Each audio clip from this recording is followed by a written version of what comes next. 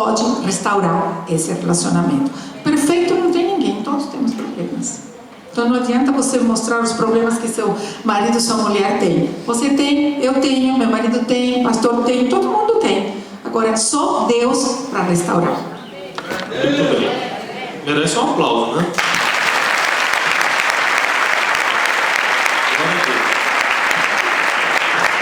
Eu tenho esses dados aqui, se eu não me engano, há 2 semanas atrás, quando eu ministrei sobre família, em algumas palestras que eu tenho feito, eu tenho passado essas informações.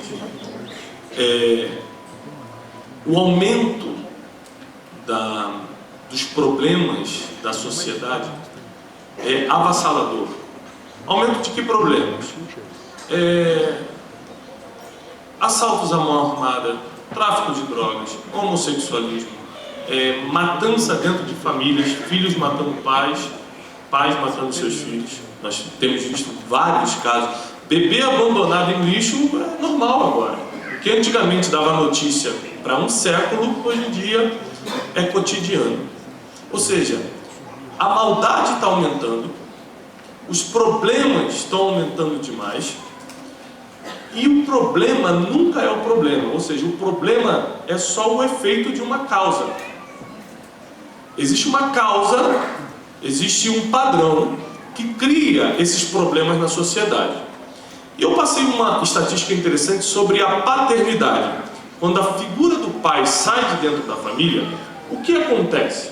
Então eu dei os dados de uma entrevista muito famosa no Fantástico do MVBio, chamado Falcão Meninos do Tráfico, na qual ele entrevista os 20 maiores traficantes do Brasil e perguntou: onde está o seu pai? Os 20 não tinham, não sei, não vi, não conheci, já mataram. E se você for fazer a mesma pergunta para toda a desordem, ou para aqueles que estão trazendo desordem à sociedade, a resposta será a mesma. Então a minha pergunta agora, para a Cris Poli e depois para o Dr. Lenilton, é: qual a importância real da paternidade, ou qual o impacto da falta de paternidade na sociedade? Presta atenção que nós não estamos falando de igreja agora. Deus é pai, é lógico. Nós vamos falar de sociedade, para você entender no final a importância que Cristo tem, que a igreja tem na sociedade. Vocês podem estar separados, pai e mãe, mas vocês sempre vão ser pai e mãe dessas crianças. Então, se você não está presente na vida do seu filho, mesmo não estando convivendo com a mãe dos seus filhos, você já está privando o seu filho da figura paterna. Então os casais que estão separados, eu sempre falo: olha, procure, tente, faça um esforço sobre-humano, sobrenatural, para você manter um bom relacionamento com o pai dos seus filhos, porque eles precisam dessa presença, desse contato, dessa interação com ele, desse interagir, conversar e ter esse referencial de comportamento. Então eu creio que é muito importante. E eu vejo assim, eu faço palestras quase semanalmente, né, pelo Brasil todo. E eu tenho feito uma campanha, desde que eu comecei com o programa, comecei a fazer as palestras, para que os homens participem das palestras também. Porque no começo das minhas palestras, era praticamente 95% de mulheres, de mães. E eu comecei a fazer assim, uma campanha para que os pais participem. Os pais estão aumentando sua presença nas minhas palestras. Isso quer dizer que estão começando a se interessar pela educação dos seus filhos também. Porque isso também, a postura do pai diante da educação dos filhos é fundamental. O pai tem que participar da educação dos filhos, tem que estar junto com a mãe, mesmo estando separados, mesmo se já não conseguem resolver a situação, ou aparentemente não conseguem resolver a situação. A presença, a interação, o diálogo, o conselho do pai é fundamental. Então eu quero passar a palavra para o Dr. Lenilton para que ele possa complementar, mas a minha experiência diz isso mesmo, né? Sim, Deus tem a família como uma unidade. Então a família para Deus é um bloco indivisível. Creio no Senhor Jesus, será salvo tu e a tua casa. Atos 16. Josué capítulo 24. Eu e minha casa serviremos ao Senhor. Lucas 19. Hoje entrou salvação nesta casa. Zaqueu. Então, e assim vai. Deus trata a casa. Agora essa casa, assim como no exército do pastor Marcelo, assim como numa escola, Assim como numa firma, em qualquer ambiente corporativo, existe uma hierarquia. Tudo tem estrutura, isso é inteligência. As coisas só funcionam se houver hierarquia. A casa também tem que ter hierarquia. E Deus estabeleceu uma situação bem clara na Bíblia. O marido, o pai, é o cabeça. O marido é a cabeça da mulher, está lá em 1 Coríntios 11, e Cristo é a cabeça do marido. E Deus é a cabeça de Cristo. Cristo não é a cabeça da mulher. A mulher precisa ter sobre a cabeça sinal de poder. 1 Coríntios capítulo 11, 10. Ora, o que é esse sinal de poder? É o pai se ela não é casada e é solteira, vive em casa, uma casa cristã. O pai é o cabeça da moça. Ele vai ser o cabeça da moça até chegar no altar. No altar ele passa. Para quê? Para o futuro, o atual, o momentâneo, que vai ser naquele momento estabelecido, o casamento, o marido. Então o marido passa a ser cabeça da mulher. Se a mulher não tem marido e não tem pai, ela é órfã, então ela tem que ter como cabeça a igreja, os pastores e presbíteros. E por isso esse poder, por causa dos anjos. Os demônios atacam mais as mulheres solteiras e separadas. O que eu vejo no consultório de mulheres aflitas, angustiadas, ansiosas, depressivas, e vão lá tomar remédio. Não adianta, ela precisa de cobertura espiritual, emocional, estrutural, porque o pai, sendo figura de Deus, como eu falei, ele é figura de Cristo, ele é o líder da casa, ou seja, ele é figura do Deus dentro de casa. A criança que cresce com o pai, ela cresce com a imagem do que é o líder, então ela tem a imagem do que é Deus. Esses bandidos que não conhecem o pai, não têm noção do que é Deus, porque não tem liderança espiritual do pai, não tem liderança resolucional, liderança educacional, liderança em geral, afetiva, tudo. A chamada liderança familiar está na mão do pai. A mão, por que não da mãe? Porque a mãe é a estrutura emocional da família. É aquela que é como se fosse a igreja, então ela abarca a criança, ela abençoa, ela cobre a criança, mas ela precisa ser coberta. Então o pai, sendo figura de Deus, é indispensável, como disse a pastora. Olha, pastora, é pela fé. Eu tenho falado isso faz tempo. Ela é pastora. Olha, estamos juntos, eu e a Cris, já na nossa casa, há 6 anos estudando a Bíblia. Ela sabe mais que eu já. Ela é muito simples, ela não prega, mas ela prega. Né? Então, eu estava falando, já perdi. O pai. Então o pai é isso, a figura. A criança precisa ter isso. Quando há conflito criança-pai, temos muitos homossexuais, porque existe uma castração espiritual, emocional da relação pai-filho. E essa relação ofendida pode levar ao homossexualismo. Tem tratamento? Tem. Ah, mas eu gosto de ser homossexual. Bom, tem gente que gosta de fumar maconha, fazer o quê? Tem gente que gosta de se atirar do alto morro, cair lá embaixo. Tudo tem inclinação. A pessoa querendo mudar, ela pode mudar. Existem enfermidades homossexuais. Eu, como médico, trato da síndrome de Klinefelter, uma síndrome onde o homem tem um déficit cromossômico, 1 em cada 1000 homens nascem com a síndrome, e se ele não tiver hormônio aplicado, ele não é homem, não reproduz, não tem ereção, não tem nada. Então existem os problemas físicos. Jesus falou assim: há os eunucos que vieram, que são castrados pelos homens, há os eunucos que nasceram do ventre, e há os eunucos que se castram a si mesmos por causa do reino de Deus. Mateus 19. São 3 tipos de pessoas que podem cancelar, vamos dizer assim, a parte sexual. Mas não é esse o assunto. O assunto é paternidade, figura de Deus. Pai é fundamental. Se o pai sai de casa, é problema. O que a Cris falou é fundamental. A mãe tem que entender que esse pai tem que continuar sendo pai, senão o filho vai colher o fruto no futuro dessa falta da figura de Deus dentro de casa. Agora, posso dar uma dica para as mulheres aqui? Vocês querem uma dica? Essa dica que eu vou dar para vocês é por experiência própria. Eu tive que aprender, tá?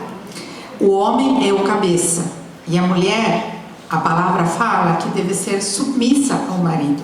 Quando eu ouvi isso pela primeira vez, quando eu me converti, eu entrei em choque, porque eu falei: o que é ser submissa, né? Eu nunca tive um referencial de mulher submissa na minha casa. Minha mãe não era submissa ao meu pai, minha avó não era submissa ao meu avô, e assim por diante.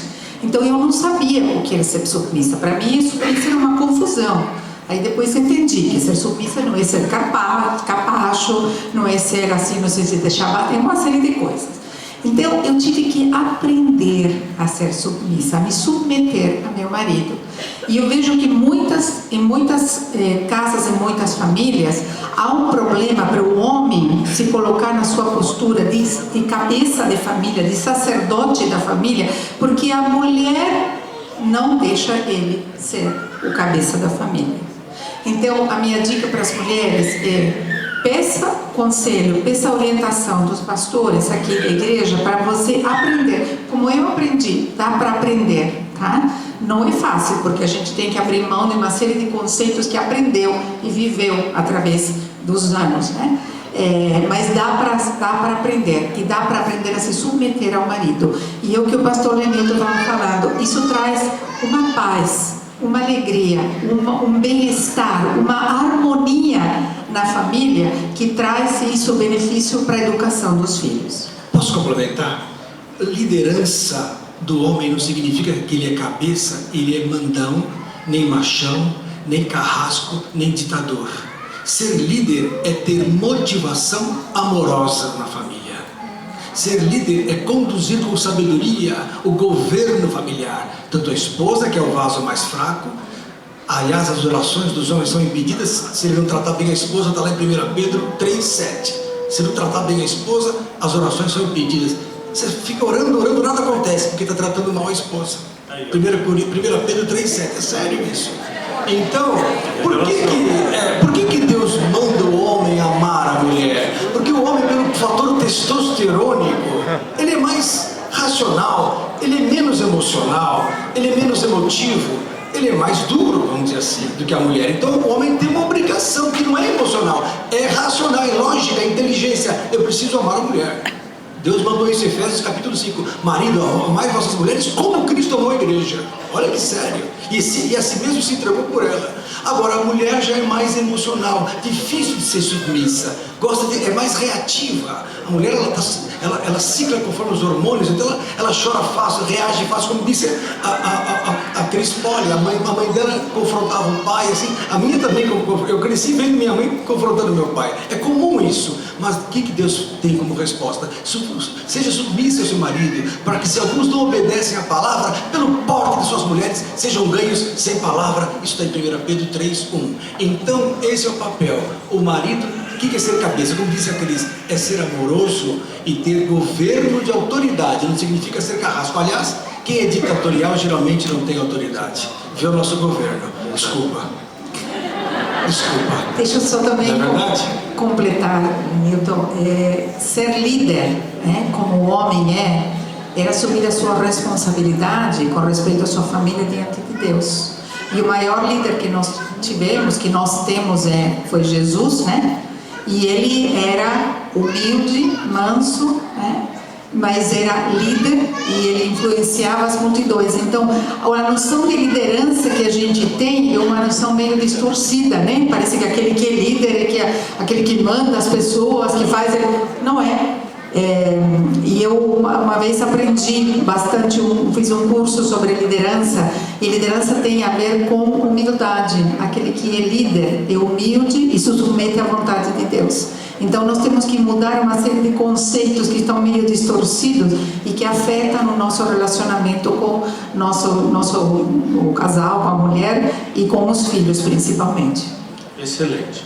Já caminhando para a última pergunta, não existe hoje uma instituição, nem política, nem financeira, nem social, que apoie de verdade a família.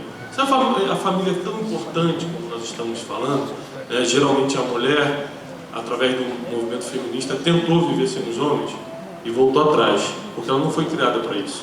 Ela não consegue, né? Como nós também não vivemos sem as mulheres, né? Principalmente porque a gente não consegue lavar roupa. É só para descontrair. Fiquem tranquilas, não me odeiem. Foi só uma brincadeira. Nós também não vivemos sem as mulheres. E não existe uma instituição hoje, por exemplo, a política. A gente tem bancadas que estão defendendo a família, mas se você for ver a família dos próprios defensores, não é verdade o que eles estão falando, é só uma atitude política, né? A televisão não apoia, as instituições financeiras não apoiam, destroem as famílias através de empréstimos, de créditos que não podiam dar e etc. né? Aliás, falando de a questão financeira é tão séria, esses dias eu estava numa fila da loteria, eu ia pagar uma conta, lá no Rio de Janeiro eles pagam conta de luz na loteria também, né? Aqui também pode? Então os irmãos que julgaram peçam perdão a Deus, porque a Bíblia diz: não julgueis, para não sejam julgados. Então eu estava lá na fila para pagar a conta de luz, e aí tinham 2 senhores na minha frente, e esses sim iam jogar, né? E eles falaram: rapaz, eu acho que dessa vez eu ganho, porque eu tive um sonho com os números, eu vou conseguir. Aí um falou pro outro assim: mas se você ganhar, o que você vai fazer com todo esse dinheiro? Eu falei assim: a primeira coisa que eu vou fazer é largar aquela lacraia que está lá em casa. Eu fiquei pensando: como é que Deus abençoa um homem desse? Que se ele ganhar dinheiro, ele já larga a mulher, a primeira coisa que ele vai fazer. Então, definitivamente o sistema financeiro não está a favor da família também. Então, a pergunta é: hoje só existe uma instituição na Terra, e eu falo da espiritual e não da instituição CNPJ de igreja, mas, ao meu ver, a igreja, Cristo em nós somos a igreja, é a única defensora real, e talvez sem demagogia ou sem esperar nada em troca, que está defendendo a unhas e dentes a família. Então, qual a opinião de vocês sobre isso? Qual é a solução para a família hoje? Essa é a pergunta. Tem uma só, é Cristo, não tem outra. Aonde que a gente encontra Cristo? Na igreja. Então, não tem outra, não tem ninguém que possa dar para vocês uma solução para os problemas que você possa ter, a não ser Cristo. Cristo através da sua palavra e através dessa igreja, porque as igrejas, assim como a de Alfa, assim, que está se preparando para esse ministério infantil, não somente para trabalhar com as crianças, mas trabalhar com os pais, que não adianta trabalhar com as crianças se a gente não trabalha com os pais, né? É uma unidade. Então, que vocês possam achar na igreja, instituição espiritual, a orientação que vocês precisam e a parceria que vocês precisam para poder trazer essa mudança que vocês estão querendo na família de vocês. A gente percebe os problemas nos adultos através das crianças, né? Quando a gente vê o comportamento das crianças que a gente não suporta mais e a gente pede ajuda da Super Nanny, né? Porque isso que tem acontecido, a gente vê através disso os problemas que estão nos casais, né? Tanto é que quem assistiu alguma vez o programa vê que eu começo pelo casal, pelo adulto, né?